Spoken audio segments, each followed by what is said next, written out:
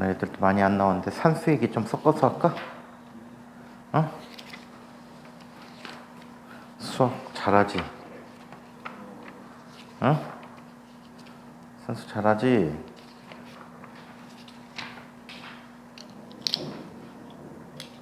개념 몇 번째까지 했다고? 5번 할 차례예요.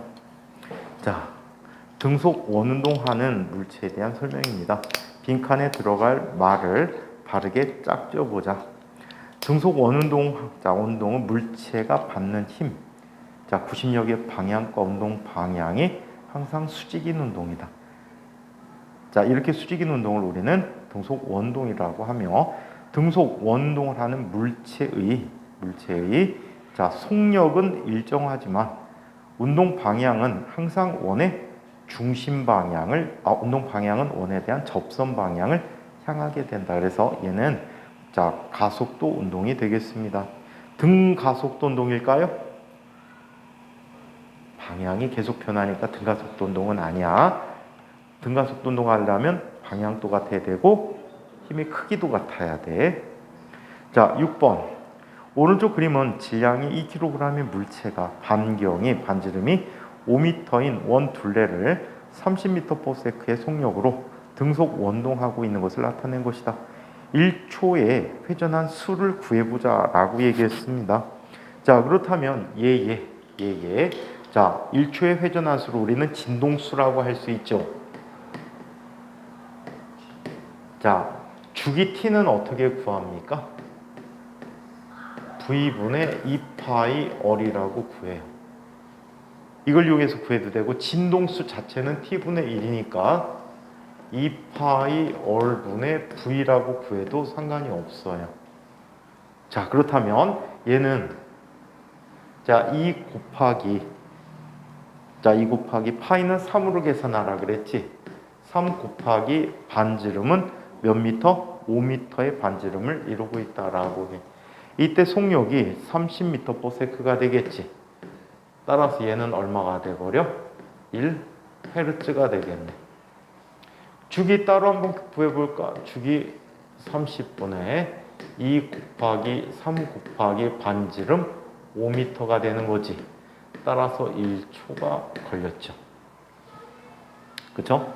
자, 7번. 지구 주위를 공전하는 인공위성에 대한 설명으로 옳으면 O, 틀리면 X표를 하자. 인공위성의 속력은 인공위성의 질량이 클수록 빠르다라고 했는데, 인공위성의 속력은 어떻게 구하죠?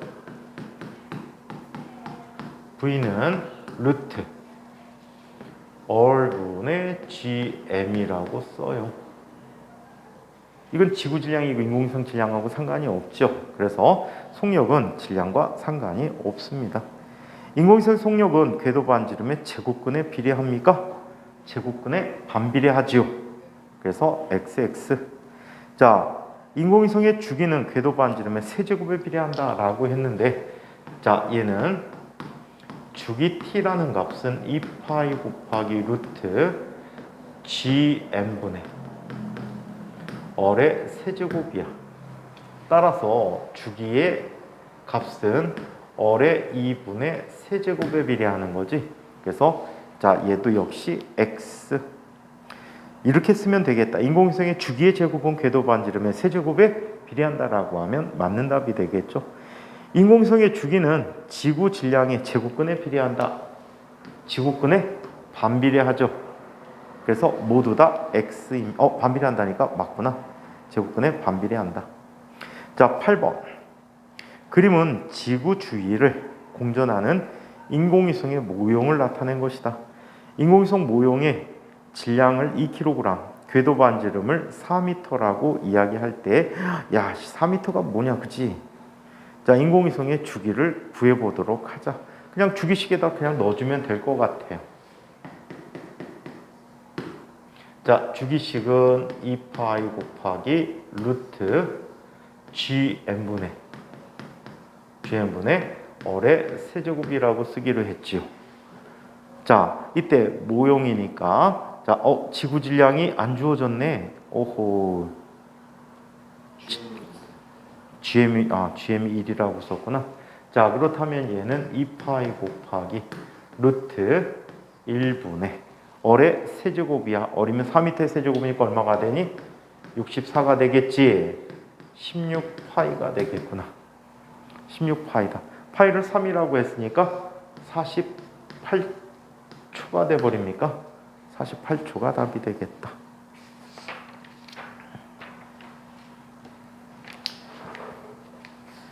갑자기 쌤이 여러분들한테 알려주고 싶은 산수가 있어서 잠깐 산수 얘기 들어갔다가 가도록 합시다. 자, 세상에 가장 아름다운 식으로 알려져 있는 오일러 항등식에 관한 얘기야. 얘가 얼마나 편하다고 하는지, 얼마나 편한지에 대해서 한번 살펴보자. 어떻게 쓸 수 있는가? 자, 이런 거 혹시 증명해봤니? 사인 A, 알파라고 할까?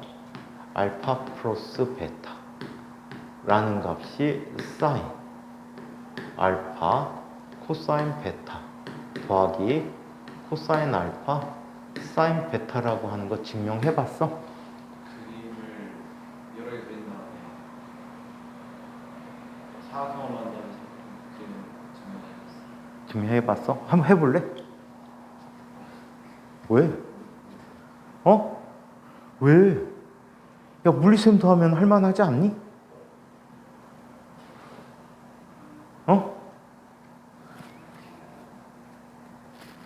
진짜 못해?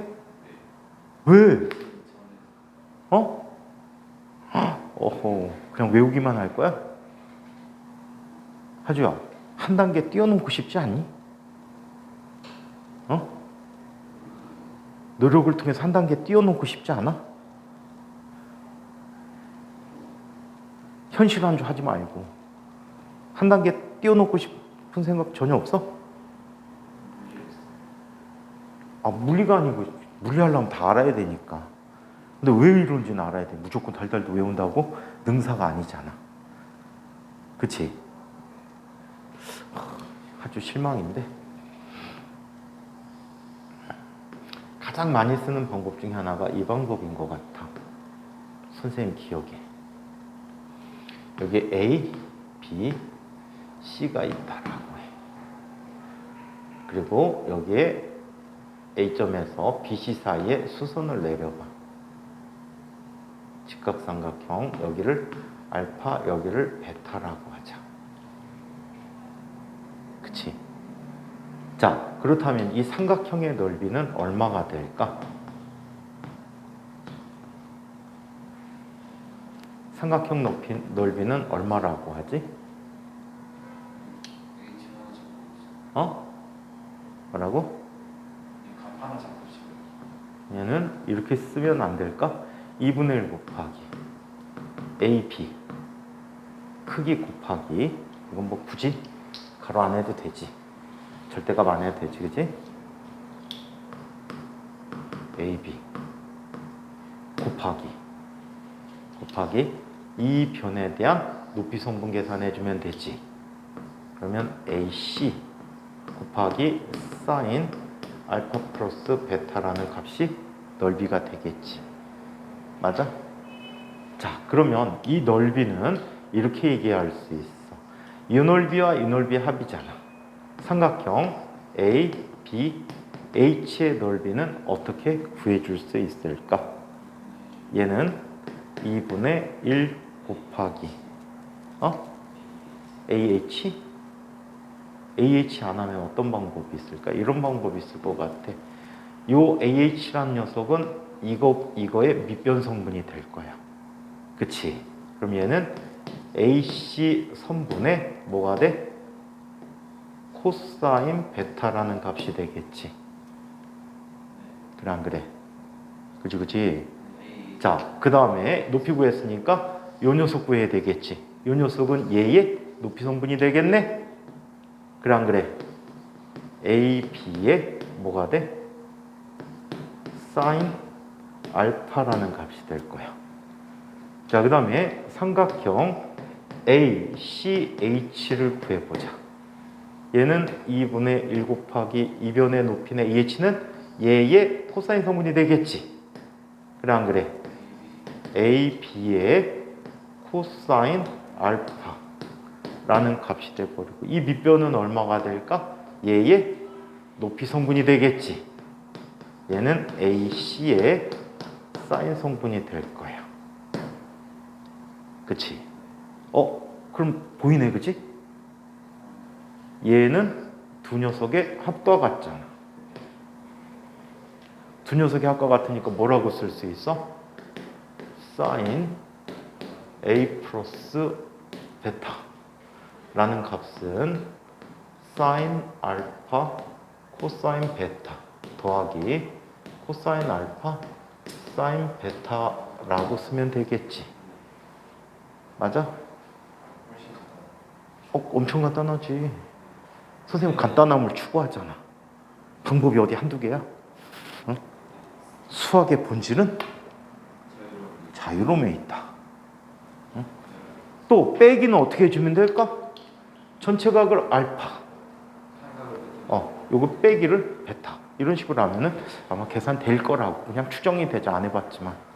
응? 그래서 뭐 이런 방법이 있어. 근데 이거를 고급 수학에서는 또 다른 방법으로 증명 가능해. 오일러 항등식 기억나니?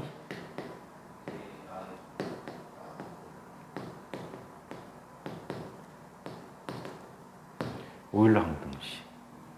오일러 항등식은 익스포넨셜 ix라는 값은 코사인 x 더하기 i 사인 x라고 쓸 수 있어. 그치? 자, 여기에서 이런 걸 한번 이야기해 보자. 익스포넨셜 i 알파 더하기 베타를 한번 구해 볼까? 그럼 얘는 뭐가 되지? 얘는 코사인 알파 플러스 베타 더하기 i 사인 알파 플러스 베타라고 쓸 수 있을 것 같아. 그러면 얘를 익스포넨셜 i 알파 곱하기 익스포넨셜 i 베타라고 쓸 수 있지. 그럼 얘는 뭐가 돼? 코사인 알파 더하기 i 사인 베타. 그치? 곱하기 또 사인 코사인 알파 베타 더하기 i 사인 베타라고 쓸 수 있을 거야. 이게 될 거야. 그럼 이거 곱해주면 뭐가 돼? 코사인 알파 코사인 베타 더하면 빼기 사인 알파 사인 베타. 그치? 더하기 허수부가 생기지. i에 자 얘는 사인 알파 코사인 베타 더하기 자 얘가 되겠지.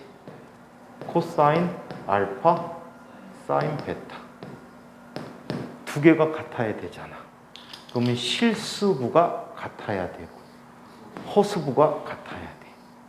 코사인 제곱, 코사인 합법 공식까지 다 같이 할 수 있는 식이야.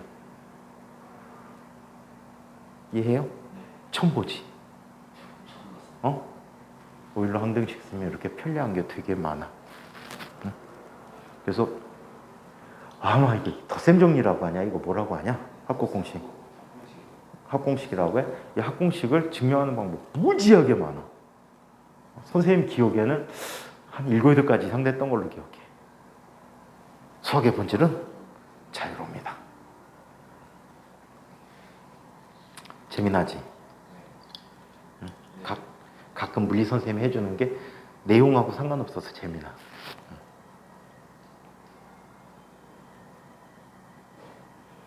그러니까 하나만 생각하지 말고 자꾸 여러 가지를 생각하면서 그냥 공부를 해봐. 그럼 너 스스로가 발전을 할 수가 있어. 응? 일단 과학고 들어가면 그거 할 시간이 없단 말이야. 중3 때 충분히 해봐야 돼. 응? 이런 거 거의 뭐 히트 아니냐? 이렇게 가르친 선생님 내가 못 본 것 같아서 그래. 응?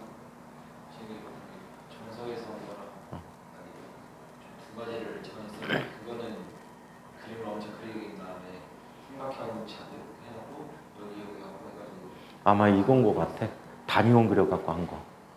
단위원 그린 거 아니야? 반지름이 1인 원을 그려. 근데 얘는 하나를 더 알아야 되거든. 뭘 알아야 되니 얘는? 코사인 제곱법칙을 알아야 이걸 풀 수가 있어. 얘는 이렇게 나타내 주자. 에이쿠.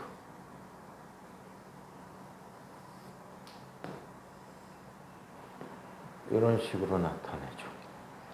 얘 A, B, C라고 할까? 이때 요각을 베타, 요각을 알파라고 하지. 응? 요각을 알파라고 하지. 이거 맞나? 맞을 건데. 본지 하도 오래돼갖고. 그러면 얘는 어떤 방식을 택하냐면, 자, 이 차이가 뭐가 돼? 알파 빼기 베타지. 어? 알파 빼기 베타. 그럼 이건 사인 알파 빼기 베타 계산하는 건가 보다. 자, 그럼 요각이 알파 빼기 베타란 말이야. 그러면 얘는 이렇게 쓸 수 있네. 자, 요 변의 제곱은 이 변의 제곱 더하기 이 변의 제곱이란 말이야. 그거의 낀각이잖아. 그렇다면 A, B라는 녀석의 제곱값은 1 더하기 1 빼기 2배의 1 곱하기 1 곱하기 이거 코사인 합곡 공식인가? 에이씨, 엉뚱하고 버렸다. 사인 풀어야 되는데 사인이었던 것 같은데. 자, 얘는 뭐가 돼? 알파 빼기 베타가 되네. 아무거나 증명해보자. 이거 비슷해, 다 방식이. 그렇다면 얘는 이걸 볼 수가 있어. 자, 요 녀석의 거리 차이에 대해서 이 녀석의 자, 요 녀석은 이렇게 생각할 수가 있어. AB라는 녀석을 보면 얘는 여기를 이렇게 잘라보는 거야. 이렇게 잘라봐. 그치? 그러면 AB의 제곱은 뭐가 되지? AB의 제곱이라는 녀석은 자, 요 녀석에 대한 밑변이지. 그럼 뭐가 되니? 코사인 베타. 이게 1이니까. 그럼 요 길이는 얼마가 되지? 1에다가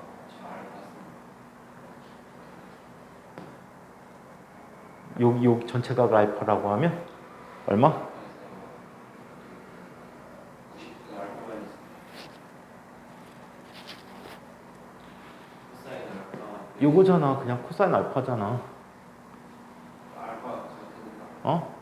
이 코사인 알파잖아. 동경이잖아. 코사인 값은 어떻게? 180만 알스 이거. 그럼 이 길이만 얘기하는 거니까 얼마? 코사인 알파가 된 거지. 코사인 합곡 공식인데? 자, 엉뚱한 걸 했네 또. 자, 이게 돼버렸어. 높이는 얼마가 되니? 이거의 높이 빼기 이거의 높이잖아. 그치? 그럼 빼기 사인 알파 빼기 뭐가 돼? 곱하기 코사인 알파라는 값이 돼버리네.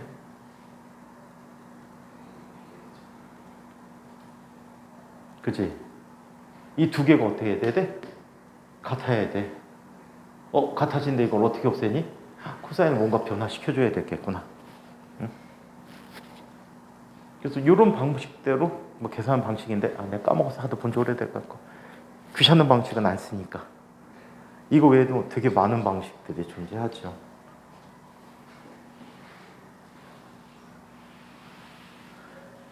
이건 빨리 치우자. 아무튼 이렇게 단위원이라는 걸 이용해서 하는 방법도 있어.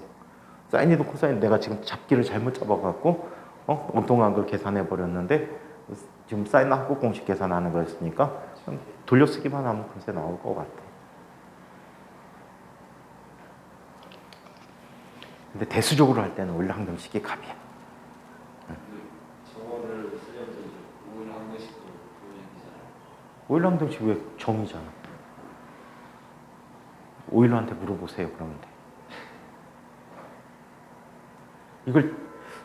이거를 증명하진 않을 건데 오일러-항등식을. 그냥 정의로 쓴 걸로 알고 있는데. 저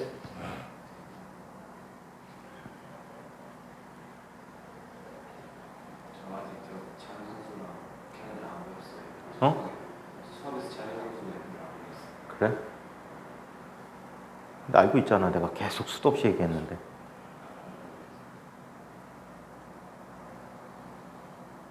산수 재밌지 않니? 방식이 여러 개 있어.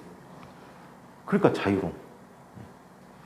한 가지 방식으로 계속 하다 보면은 막혀. 근데 이제 자유롭게 생각하면 수도 없는 방식이 있다는 얘기지.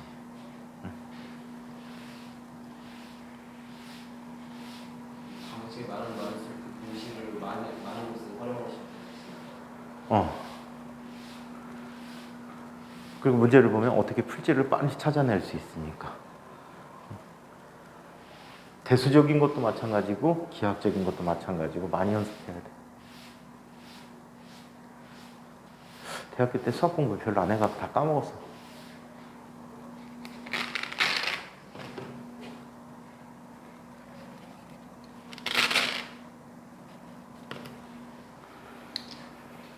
대학교 때 딱 3달 수학 공부했구나. 다 까먹어갖고 리프레시 새로 하느라고 처음부터 새로 딱 3달 했다. 3달. 대학 것만.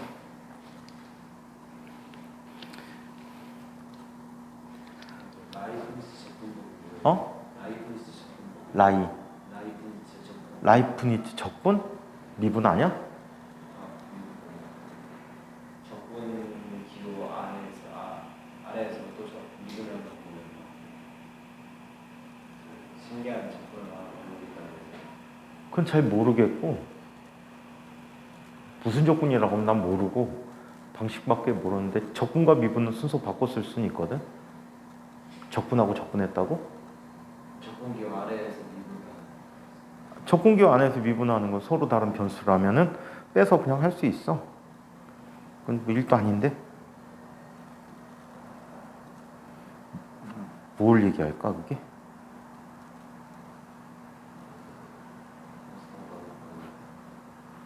무슨 정리 뭐 그럼 나는 몰라. 선생님은 그냥 뭐 하면 그냥 하는 거지. 응? 무슨 정리에 의해서 무슨 법칙에 의해서 이 말을 아예 공부할 때 별로 안 써갖고 뭐 머릿속에 담아는 그냥 현상만 그냥 알고 있지 뭐 이름이 뭐다 이런 건 얘기 몰라. 근데 수학을 너무 까먹어갖고 쌤이 다 까먹었어. 자, 1번을 이야기해 봅시다. 근데 선생님은 여태까지 태어나서 수학을 잘했다고 생각한 적이 한 번도 없거든. 수학을 공부할 때 수학은 해야 되는 거니까 억지로 했어 다. 그리고 모를 때 그냥 통으로 외워버렸어 어릴 때. 그리고 수학을 잘한다고 생각을 한 적이 없어. 그냥 마지못해서 시험을 봐야 되니까 힘들게 계속 끌려다니면서. 그리고 이제 수학이 재밌다라고 느낀 게 대학교 때 처음 느꼈어.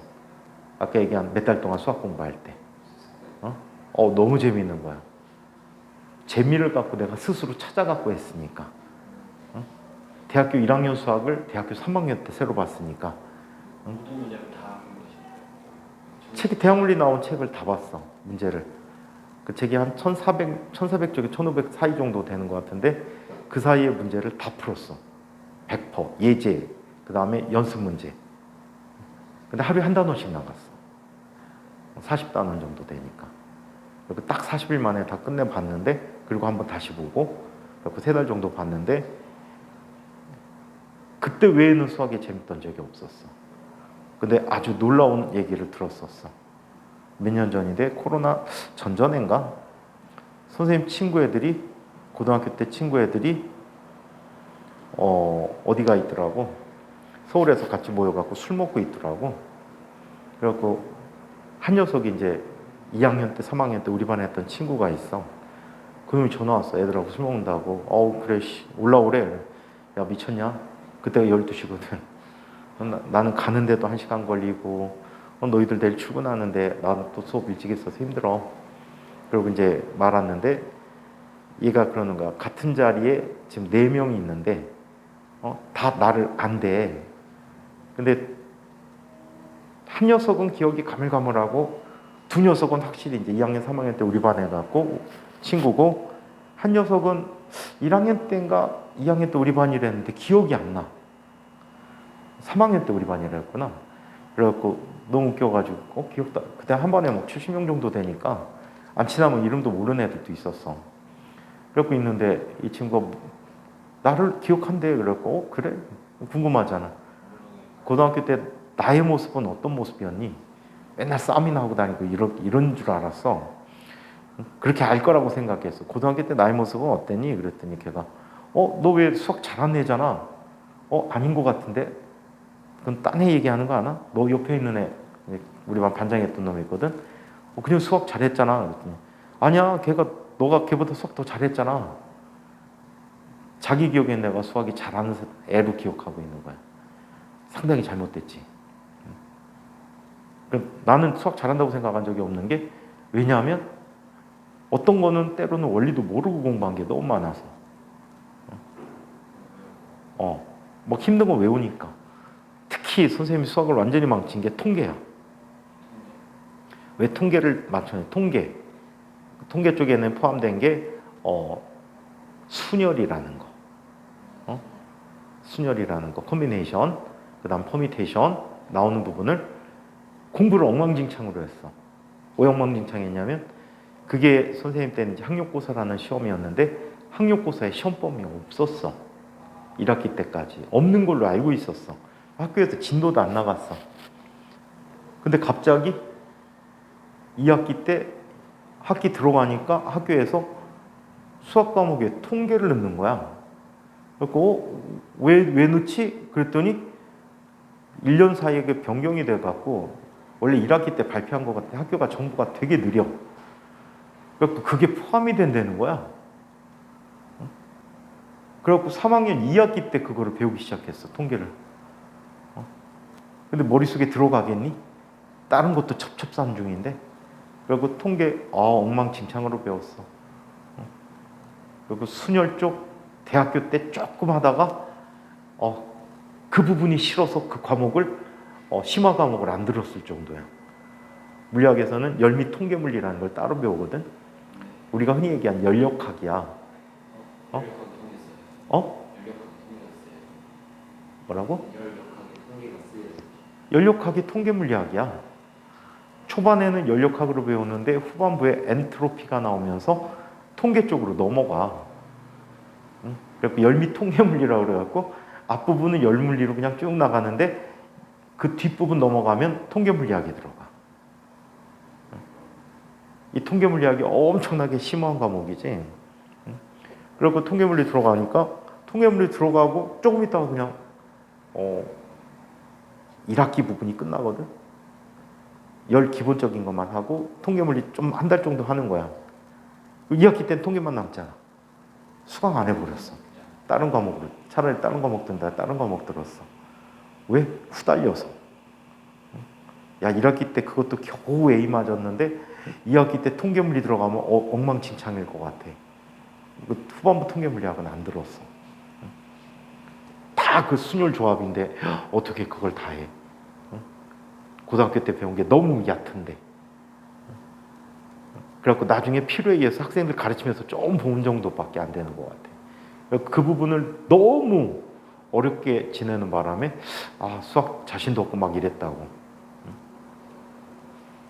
그래, 대학교에는 거의 미분적분, 그 다음에 미분방정식 위주. 특히 이제 물리학과는 행렬백탁 요거까지만 하면 되니까 크게 신경 안 썼는데 통계물리학은 통계 쪽을 새로 해야 되니까 엄청나게 힘들더라. 그거를 대수적으로 하는 건 쉬워. 근데 이제 기호를 써갖고 뭐뭐일 경우수를 해라. 돌아버리는 거지. 경우수 어떻게 했는지 아니? 시험 볼 때 1학기 시험은 기초니까 경우의 수를 다 그려갖고 확인을 해갖고 비교해갖고 답 냈어. 커뮤니케이션 안 쓰고. 왜 커뮤니케이션 안 쓰냐면 커뮤니케이션을 증명을 안 해봐서 그래 내가. 이 식을 왜 외웠었어? 원리를 알면 증명하면 원리를 알 수 있겠지. 근데 증명을 여태까지 해본 적이 없어. 그래서 쓰기가 두려운 거야. 맞을지 안 맞을지. 활용을 하던가. 그렇지. 그냥 막 이렇게 어. 쓸 데가 없어. 시험을 위해서는 그냥 하겠는데 막상 내가 필요해서 쓰려고 하면 얘는 다 따져봐야 돼 나는. 근데 아직까지도 콤비네이션 증명을 안 해봤어. 해본 적 있어? 콤비네이션 n 어리면 어떻게 쓰니? n 팩토리얼 곱하기 n 마이너스 얼 팩토리얼분의 뭐가 되지? 얼 팩토리얼이니? r이 뽑은 수니까 얼 팩토리얼인가 그럴 거야 아마. 그래갖고 선생님 그 식을 기억을 안 해. 이거구나. n 마이너스 얼 팩토리얼에 얼 팩토리얼은 n 팩토리얼이구나. 그래갖고 그걸 증명을 안 해봤어. 작은 수를 해볼까 하다가 바빠갖고 안 했어. 그냥 그렇게 쓰자니 좀 뭔가 찜찜하잖아. 퍼뮤테이션 식은 기억하니? 중복수열? 뭐라고? 그 다음에 또 그 파트에서 나왔던 게 그거야. 수열에서 합공식. 몇 차항까지 합공식. 이건 대학교 다닐 때 너무 약하니까 증명하다가 중간에 몇 개 하다가 그냥 마른 것 같아. 한 7, 8가지를 해봐야 되는데. 그리고 활용도가 적어갖고 지금은 다 까먹은 것 같아. 그래서 안 써. 다 일일이 수계산이야. 머릿속에 기억나는 게 딱 하나야. 중학교 때 배웠던 무한등비수열의 합공식밖에 기억이 없어. 무한등비수열은 중학교 때 배웠지. 자, 그러면 요즘 교과보다 옛날이 더 깊었거든. 그리고 학교 선생님들이 옛날에는 학원이라는 게 없다 보니까 선생님들 그냥 기분에 따라서 한두 개씩은 이제 고등학교 추가로 많이 가르쳐 주셨거든. 오히려 고등학교 때 선생님들이 수학 선생님 중에 고등학교 선생님 중에 선생님한테 도움 준 선생님이 안타깝게도 한 분도 없다. 1학년 때 선생님은 3학년 때 담임 선생님인데 애들 때린 것밖에 기억이 안 나. 2학년 때 선생님은 너무 착해갖고 애들이 시끄러워갖고 수업을 못 들은 거. 그 다음에 수투 선생님은 웃으면서 애들 때린 거. 그것밖에 기억 안 나네. 맞은 것밖에 기억 안 나. 나는 거의 안 맞았지만. 그리고 고등학교 때는 오히려 수학을 많이 한 것 같진 않아. 중학교 때 대충 했던 것 같고 대충 버틴 것 같아. 삼각비공보다 중학교 때 나오고 중학교 때 선생님이 학공식, 차공식 다 가르쳐 줬으니까. 중학교 때 삼각비가 나왔으니까 그걸 좀 선생님들이 좀 깊게 가르쳤던 것 같아. 네, 이런 거 아니? 하고선 해줬던 거. 그때 배운 게 거의 그냥 남은 거지. 고등학교 때는 모르겠어. 그냥 시험을 위한 공부? 이것밖에 안 한 것 같아. 근데 수학은 진짜 열심히 해야 돼. 우러나와서 해야 돼. 억지로 끌려가면 힘들어진다. 지금 과학고 선배들이 가장 많이 자빠지는 게 그래서 그래. 중학교 때 학교 내신만 하다가 고등학교 때 갑자기 어려운 거 하니까 어렵지. 그러니까 그게 어려워갖고 많이 포기들 하는 것 같아. 그러니까 과학고를 좀 제대로 좀 바꿔줬으면 좋겠어. 지난번에 필지상 받은 분이 누구지? 이 무슨 이름 까먹었다. 그 사람 같은 경우에는 진짜 자유롭게 생각했단 말이야. 틀에 매이지 않고 자유롭게 생각하니까 그런 좋은 결과들을 얻을 수 있거든. 근데 뭐든지 다 틀에 매이면 어려워. 적당한 수준까지는 틀이 필요해. 그 틀 범주 안에서만 생각하면 돼. 그리고 하주 같은 경우에 기본도 안 됐었는데 틀 밖을 벗어나려니까 맨날 혼난 거야. 그래서 아주 기초 공부할 때는 틀을 갖춰놓고 공부하는 거야. 단 생각하는 방식은 굉장히 많이. 한 가지만 갖고 되는 수학은 거의 없거든. 여러 가지로 해야 정리가 되는 것들이 굉장히 많으니까 그런 부분들을 그냥 슬슬 접근해 나가는 거지. 그러다 보면 나중에 뭔가 좋은 결과가 있겠지. 응? 그러면 이제 네가 틀 밖으로 벗어나서 그 알껍질 깬다고 하거든. 응? 틀을 벗어나서 알껍질 깨고 밖으로 나가면 더 큰 걸 볼 수가 있겠지. 그래봤자 타조알이야. 알껍질 또 깨야 돼. 그래서 너가 공부하는 데 있어서 성공하기 위해서는 최소한 2개 또는 3개 알껍질을 깨야지 너가 성공할 수 있을 것 같아. 알껍질 깨기가 무지 힘들잖아. 응? 그러니까 그 깨기 위해서 부단한 노력을 해줘야 되겠지. 그 노력만 하면 돼. 알껍질을 깨라. 자, 케플러 법칙에 대한 설명 중 옳으면 O, 옳지 않은 것은 X표를 하자. 모든 행성은 태양 주위를 등속 원운동한다. 이를 케플러 제1법칙이라고 부른다. 자, 등속 원운동합니까? 타원 운동을 하지. 그래서 X입니다. 원운동이 가깝긴 하지만 타원 운동을 하는 거야.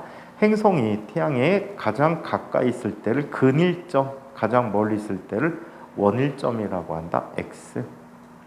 행성의 속력은 근일점에서 가장 빠르고 원일점에서 가장 느리다. O. 행성의 공전주기의 제곱은 공전 궤도의 긴 반지름의 세제곱에 비례한다. X. 장반경의 세제곱에 비례합니다. 자, 2. 그림은 태양계의 8개의 행성과 행성의 긴 반지름과 그리고 공전 주기의 관계를 나타낸 그림입니다. 자, 장반경의 세제곱이 주기의 제곱에 비례하는 그래프를 그려준 거죠. 기울기가 항상 같단 말이야. 오는 것은 장반경은 주기의 제곱에 비례한다. X. 장반경의 세제곱은 주기의 제곱에 비례한다. 자, 그래서 답은 5번이 답이 되겠다. 자, 3번. 그림은 공전 주기가 30년인 토성의 궤도를 나타낸 것이다. 토성은 1800년에 원일점 B를 통과하였다. 1800년에 원일점 B를 통과했대. 이에 대한 설명으로 옳은 것을 보기에서 있는 대로 골라보도록 하자. 자, 지금 30년 궤도인데 1800년에 B를 지날 때요. 자, 그러면 회전 방향이 거꾸로 되돌아오고 있는 과정을 얘기하겠네. 자, 현재 토성의 속력은 1800년일 때보다 빠르다. 맞지? 가까워졌으니까, 그죠?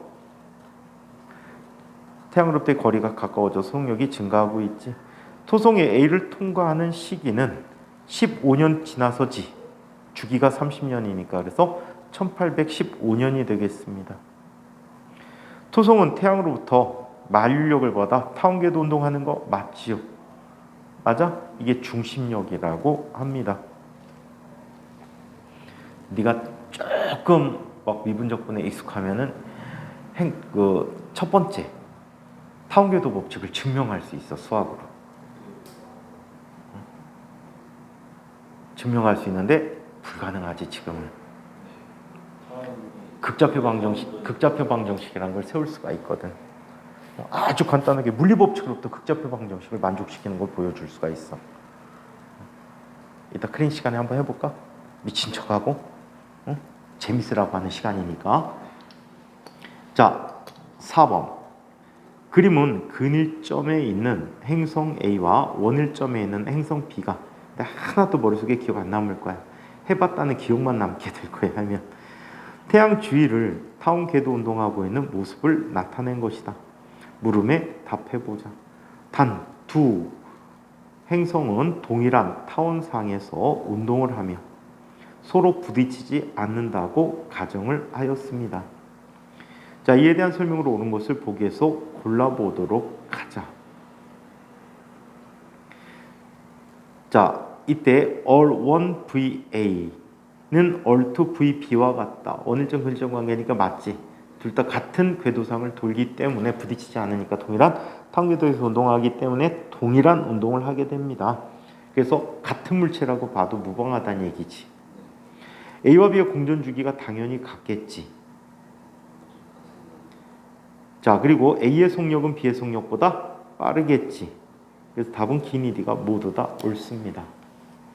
자, 5번 태양 주위를 하루에 8번 도는 행성 B가 있고 하루에 한 번 도는 행성 A가 있다면 자, A의 장반경은 B의 장반경의 몇 배인가? 라는 문제가 되겠죠. 자, 행성의 공전 주기의 제곱은 장반경의 세제곱에 비례한다야. 오케이? 같은 중심별에 대해서 태양 주위니까 중심별이 태양이지. 자, 이렇게 나타난다면 자, B라는 녀석은 자, 주기가 얼마가 되는 거야? 8분의 1일이 돼 버리지. 한 번 도는데 얘는 8분의 1일이 돼 버렸단 말이야. 자, 이게 all A의 세제곱이야. 그죠? B가 3분의 1이라고 8분. 아씨. 야, AB라고 하자. 자, 그리고 A라는 녀석은 그러면 하루에 한 번 도인데 얘는 1일. 이게 돼 버리지. 따라서 AA분의 AB의 세제곱은 얼마가 돼 버리죠? 8분의 1의 제곱이 돼 버리겠지. 따라서 AA분의 AB라고 하는 녀석은 자, 얼마가 돼 버립니까? 4분의 1이 돼 버리겠지. 따라서 반지름의 B가 얼마가 된다? A가 B의 4배가 되는 거지. 자, A는 B의 4배이다. 자, 6번.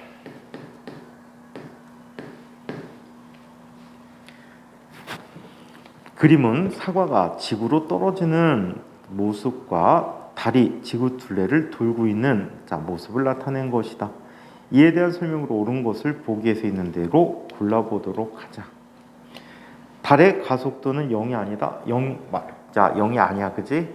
얘는 지구의 중심 방향으로 얼 제곱분의 그 위치의 반지름 얼이라고 해서 얼 제곱분의 GMM이라는 힘을 받으니까 어떻게? 얘는 얼 제곱분의 G 라지 M이 되는 거지. 지구의 질량 라지 M이라고 했을 때.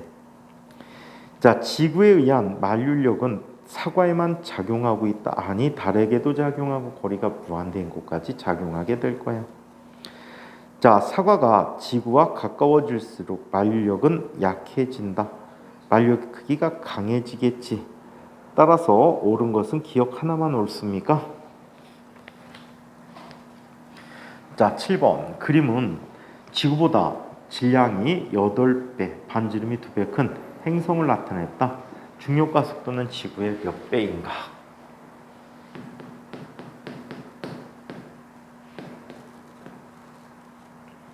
자, 지구에서의 값을 G라고 할게. G제로. 자, 얘는 얼 제곱분의 G 라지 M 이라고 쓸 수가 있어. 그럼 새로운 행성에 대해서 이야기해보면 반지름이 지구의 몇 배?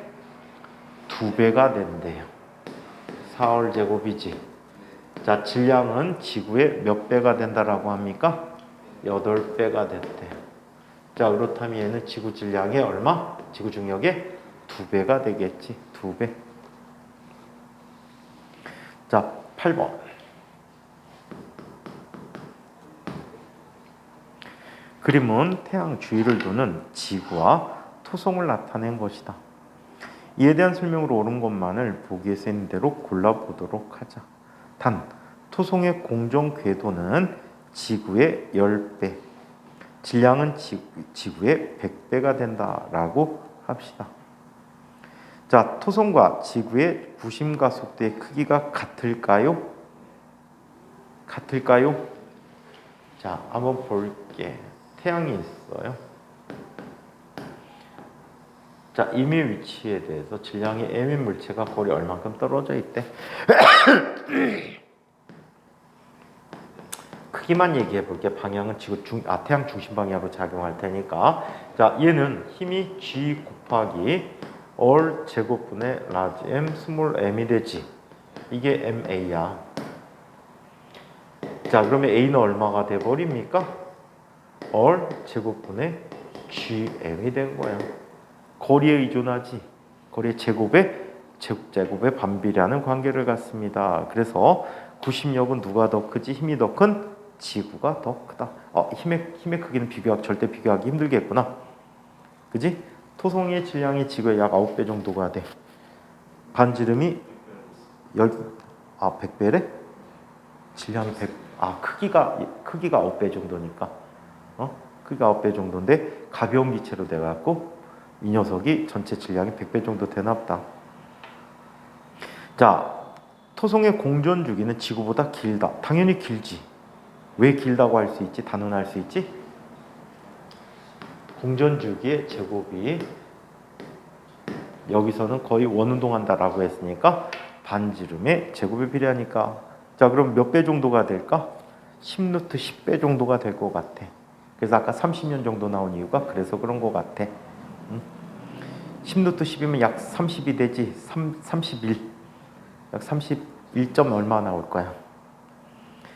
자, 한편 태양으로부터 받는 만류력의 크기는 토성과 지구가 서로 같다라고 했는데 거리가 10배만큼 떨어지고 질량이 100배 정도 되니까 만류력이 거의 같네.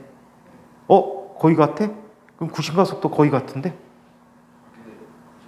구심가 속도는 질량이 상관없으니까. 자, 9번.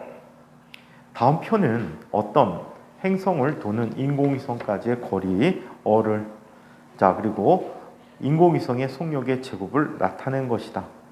빈칸에 알맞은 말이 바르게 짝지어진 것은 어떤 것이냐? 자, A 질량이 라지 m이고 B 가야. 자, 그리고 C 4m이고 8m이야. 각각의 궤도 반지름이 어를 나 2얼 v제곱 4v제곱 v제곱 달에. 자, 그렇다면 이 녀석들의 빈칸을 한번 채워보도록 하겠습니다.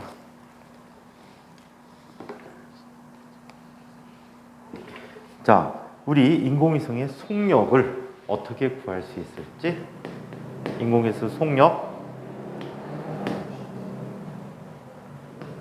자, 여기 중심 행성이 있었지?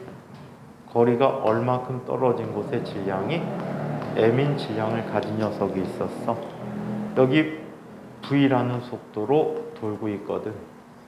그렇다면 얘는 이렇게 이야기할 수가 있어. 알짜 힘 g 곱하기 얼 제곱분의 라지 m 스몰 m이 돼버리지.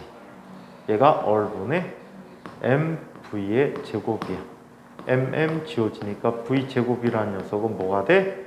얼분의 gm이라고 쓸 수가 있단 말이야. 이것만 비교해 주시면 될 것 같아요. 자, 그러면 A란 녀석을 한번 보자. A란 녀석은 V제곱이란 녀석이 얼마가 된 거지? V제곱이란 녀석이 행성의 질량이 m이고 반지름이 얼이라고 했어. 그치? 얼분의 gm이야. 얘와 비교만 해주면 될 것 같아. 자, B라는 녀석은 4V제곱이니까 반지름이 얼마라고 합니까? 얼이래요. 얼이면 G 곱하기 MB가 돼버렸지. MB는 얼마가 돼야 돼? MB는 얼마가 됩니까? 깜빵행이지 뭐. 자, MB는 깜빵행이라고. 자, MB는 얼마가 돼버리지요? 4m이 돼버리지요. 맞아요? 자, 한편 C에 대해서 살펴보면 C는 4m인 녀석이 V제곱이래.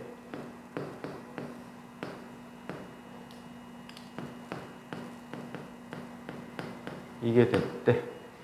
그렇다면 얼 C는 얼마가 돼야 돼? 4얼이 되면 되겠지.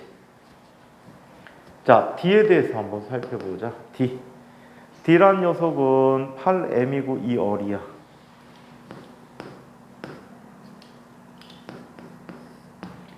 자, 얘는 8m이고 얼은 몇 얼이라고요? 2얼이야. 자, 그렇다면 VB 제곱은 얼마가 되지? 4V 제곱이 되는 거지. 맞아? 그럼 여기 V제곱 썼으니까 V제곱 그대로 써주면 되겠지. 자, 그렇다면 얘에 해당되는 답은 얼마? 4M, 4R, 다 4네. 5번이 답이 되겠다. 자, 10번.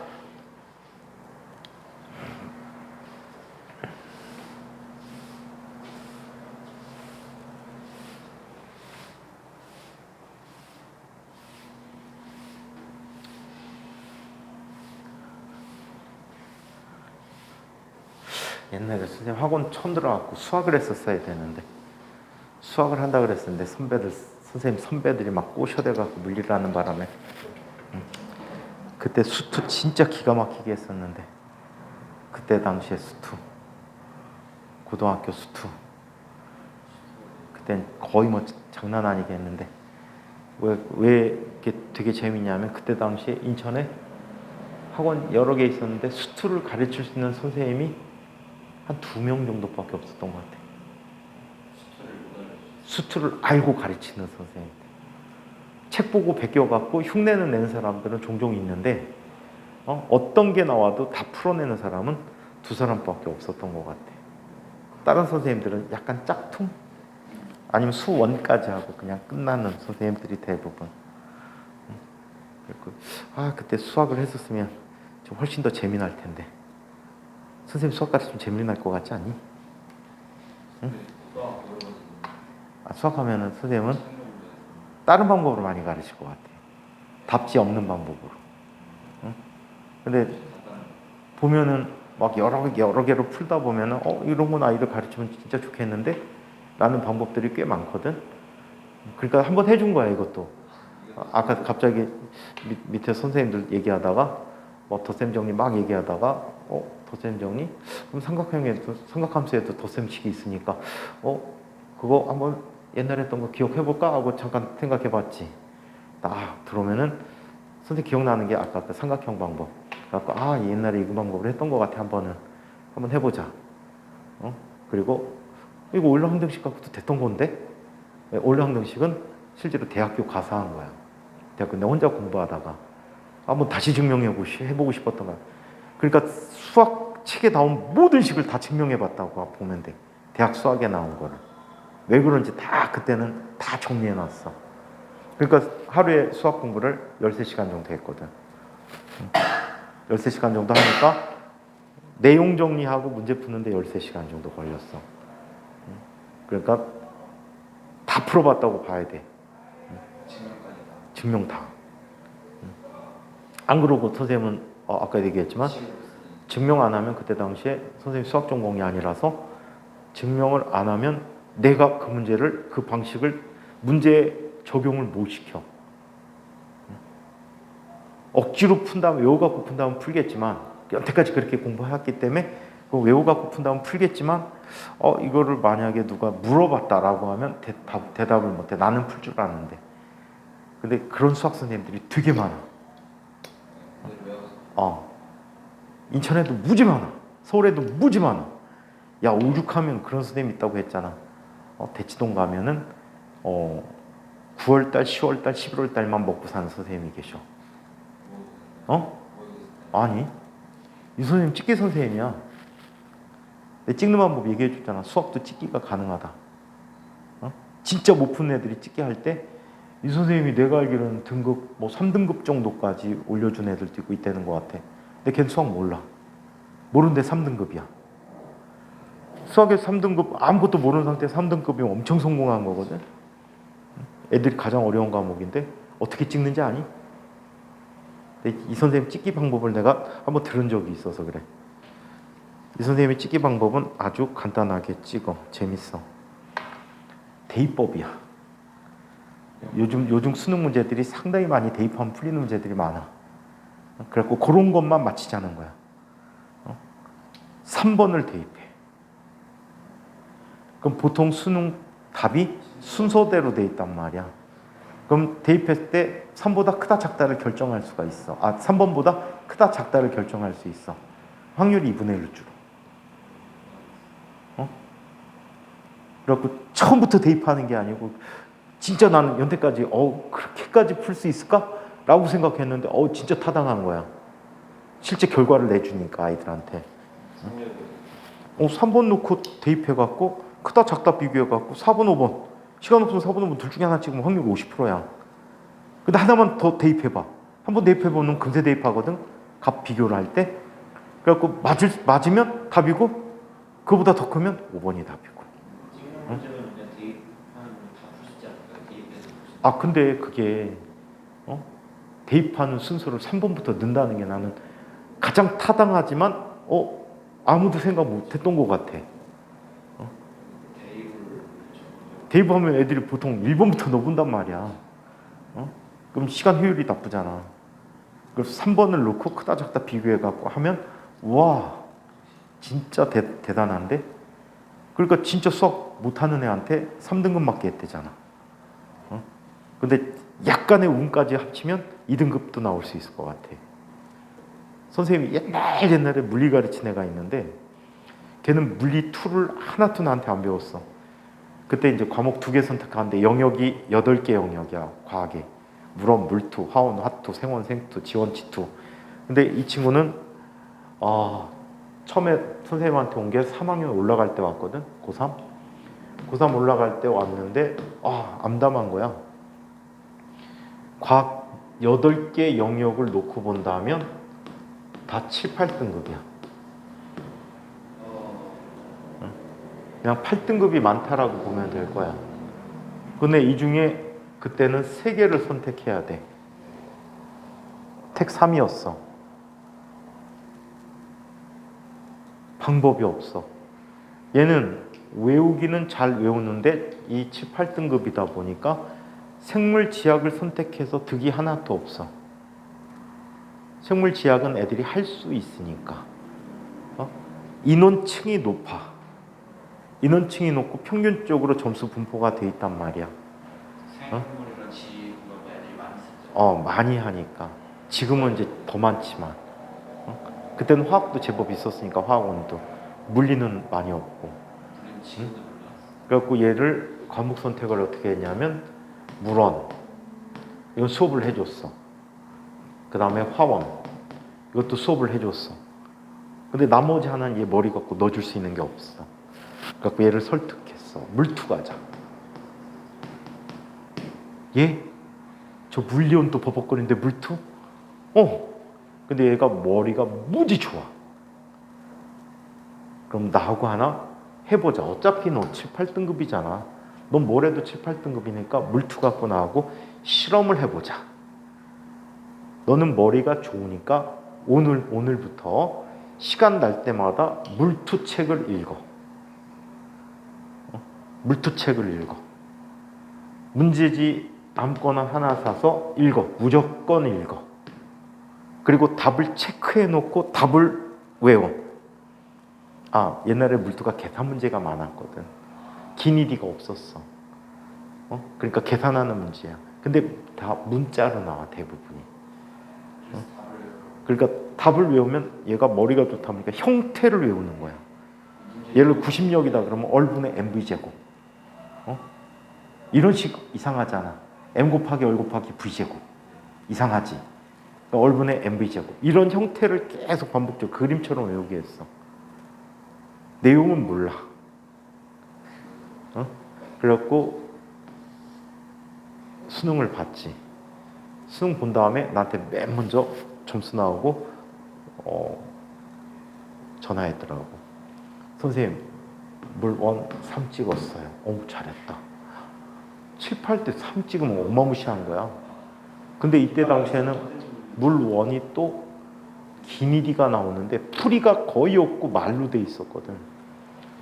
이거는 몇 개년도 모의고사 계속 보게 했어. 그 다음에 화원도 3 찍었대. 얘는 인생 성공한 거야. 고3 때 저렇게 그 다음에 물투는 얼마 나왔는지 아니? 2등급 찍었어. 이거 과학 과목에서 이 정도면은 그때 선생님이 수업을 연수통수 할 텐데 연수통 통틀어서 100등 안에 들 것 같아. 전체 영역 이 정도, 이게 한 2.67 정도 되거든. 2.67 찍은 애들이 굉장히 드물거든 그때 당시에. 완전 얘 히트였지. 근데 전문대 갔어. 수학이 5등급, 영어 7등급, 언어 6등급 막 이렇게 나와갖고 얘는 이거 갖고 전문대 갔어. 그래갖고 그래. 그나마 수학 선생님이 이 8등급짜리 올려줬으니까 영어하고 언어는 선생님들이 좀 게을러갖고 그냥 그 등급이더라. 안 올라. 그걸 활용해주면 좋은데 얘가 머리가 좋다는 걸 활용하면 엄청나게 좋은데 얘 머리가 좋다는 거를 활용하면은 패턴을 다 외우게 하면은 금세 쫓아가라인데 그걸 전혀 안 시켜줬어. 이런 경우도 있어. 그리고 내가 수학 선생님 했었어야 돼. 진짜 재밌는 수학 가르칠 텐데. 안타까워. 자, 그림은 선생님은 극한도 다른 방법으로 가르치잖아. 수학 선생님들이 하는 방법과 달라. 나는 극한 자체도 엄청 다르게 가르쳐. 다르게 공부했어. 선생님은 몇 급수라는 거 외우갖고 그걸 갖고 극한을 공부했어. 몇 급수라는 게 있어. 파워 시리즈라고. 어떤 특정 함수에 대한 테일러 급수야. 임의의 변수에 대한 특정 함수의 테일러 급수인데 그걸 전개하면 몇 급수가 되거든. 예를 들어서 익스포넨셜 같은 거. 오일항등식 왜 되냐고 물어봤지. 요 급수 있으면 오일항등식 증명할 수도 있어. 익스포넨셜 x라는 녀석은 뭐가 돼? 1 플러스 x 플러스 2 팩토리얼분의 x 제곱 플러스 3 팩토리얼분의 한번 해줬던 건데 x 세제곱 플러스 똔똔똔똔 이렇게 나가는 게 익스포넨셜 함수거든. 그 다음에 코사인 x 얘는 1 마이너스 2팩분의 x 제곱 플러스 4팩분의 x 4제곱 마이너스 플러스 똔똔똔 이게 코사인이의 몇 급수야. 그 다음에 사인 몇 급수. 이게 급수예요? 이게 급수지. 자, 시리즈. 자, 그래서 얘는 3팩분의 x 세제곱 플러스 5팩분의 x 5제곱 마이너스 플러스 똔똔똔똔 이렇게 나가. 이게 급수야. 이거만 외우면 되게 쉽단 말이야. 그럼 어떻게? 어떤 함수에 대한 어떤 함수에 대한 극한 이거 있으면 이거 이용하면 무지 편해져. 왜? 대부분 x가 겁내 작게 가니까 날려버리면 이 값이 극한 값들이 되어버리거든. 그때 익스포넨셜 ix 하면 뭐가 되니? 얘는 1 플러스 ix 플러스 마이너스 뭐가 돼? 2팩분의 x 제곱 마이너스 i 곱하기 3팩분의 x 세제곱 똔똔똔똔 나가. 실수 보수로 묶어봐봐. 1 마이너스 2팩분의 x 제곱 플러스 똔똔똔똔 더하기 i 곱하기 x 마이너스 3팩분의 x 세제곱 플러스 마이너스 똔똔똔똔 이렇게 돼버리지. 그럼 얘는 뭐야? 코사인 x.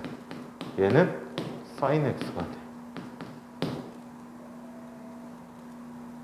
급수 이용하면 오일랑등식도 증명은 해. 근데 보통 이렇게 증명 안 하지. 외우라고 하지. 저 익스포넨셜 함수 급수만 배우면 그럼 그냥 이해가 되는 이 급수만 외워두면 돼. 근데 이건 나중에 테일러 급수라는 걸 배우고 테일러 급수는 미분이라는 걸 배워야 돼갖고. 코사인 x랑 사인 x는 쟤네들끼리 미분만 하는 함수. 그렇지. 익스포넨셜 함수는 어떻게 해요? 익스포넨셜 함수, 그 자연지수 함수로 정의된 함수지. 수학적 정의가 따로 있어.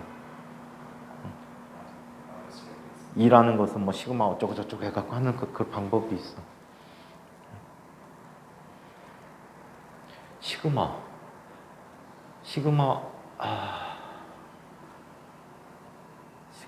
x 팩토리얼인가?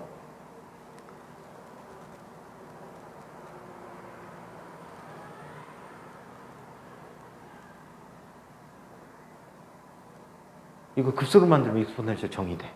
시그마로 만들면.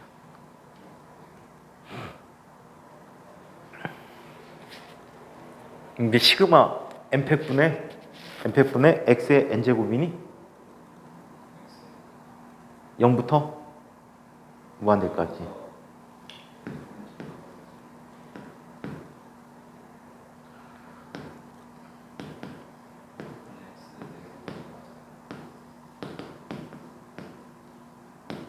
이게 돼버리니?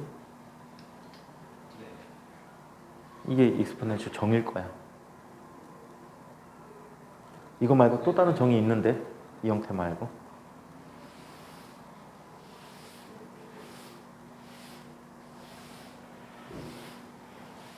이래서 산수가 스펙타클하지.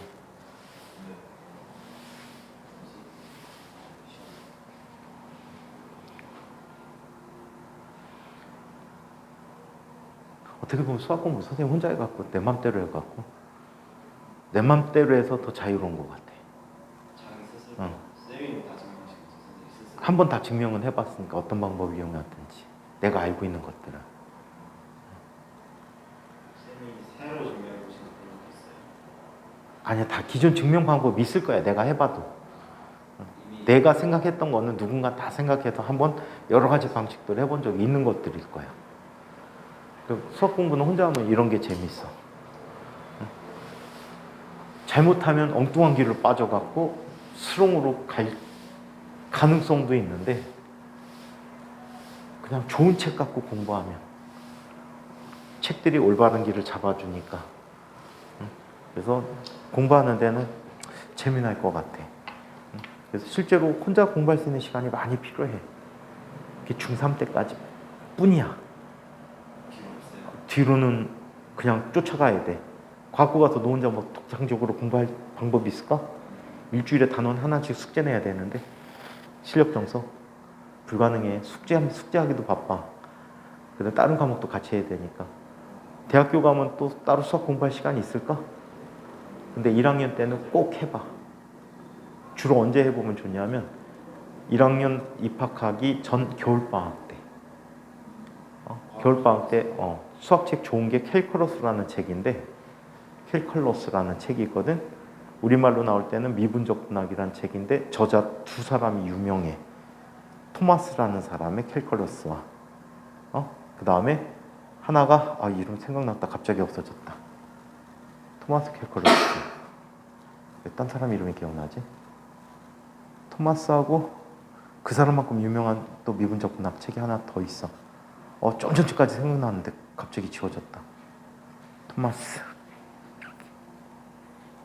캘컬러스. 아무튼 두 사람 꽤 유명한데 둘 중에 하나 봐서 들어가면, 근데 토마스 걸 많이 보니까 들어가면은 나중에 대학 공부 때 엄청나게 도움이 크지. 옛날엔 다 했어. 대학 입학 시험 문제 자체들이 대학 물리에서 많이 나오니까. 옛날에는 고등학교 과학고 다닌 동안 다 했었는데 요즘은 고등학교 수준에서 나오기 때문에 안 나오지. 고등학교 수준을 누가 더 심화시켜서 잘 생각하고 독창적으로 생각하고 문제를 근데 요즘 기준 틀이 너무 그냥 쉽게 나와갖고, 예를 들어서 고대 문제 같은 경우에 뭐 거의 고등학교 문제 그냥 거의 그냥 나오다시피 하니까. 과학도 통합과학에서 나오니까. 근데 이제 내신을 수능을 봐야지. 자, 10번. 그림은 질량이 m인 인공위성이 반지름이 어린 원궤도를 따라서 속력 V로 질량이 m인 지구 주위를 운동하고 있는 것을 나타낸 것이다. 이에 대한 설명으로 옳은 것을 보기 위해서 모두 골라보도록 하자. 자, 인공위성의 원심력을 얘기하네. 행성과 인공위성 사이에서 작용하는 만류력이다. 근데 원심력이라고 하는 것을 사실은 물리에서 사용하면 안 되거든. 원심력의 크기가 만류력과 같기는 해. 이 경우에 구심력과 같다라고 하는 거고, 크게 갖고 방향이 반대인 힘이거든. 그래서 표현하는 건 좀 그래. 크기와 같다라고 하면 괜찮은데 여기서 구심력은 만류력이다 그러면 맞아. 만류력이 구심력의 역할을 하니까. 근데 원심력은 그 인공위성 관점에서 보는 관성력이 되기 때문에 여기서는 좋은 표현 같지는 않아.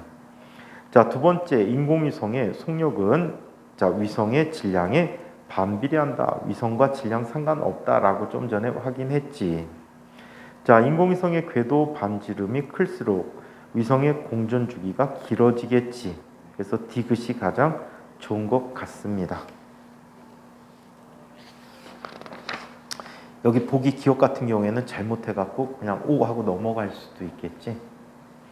자, 그림은 태양 주위를 행성 A, B가 각각 근일점과 원일점이 모두 X, Y 좌표상의 X축상에 있는 각각의 타원 궤도를 따라 공전하고 있는 모습을 나타냈다. 이에 대한 설명으로 옳은 것을 보기 위해서 있는 대로 골라보도록 하자.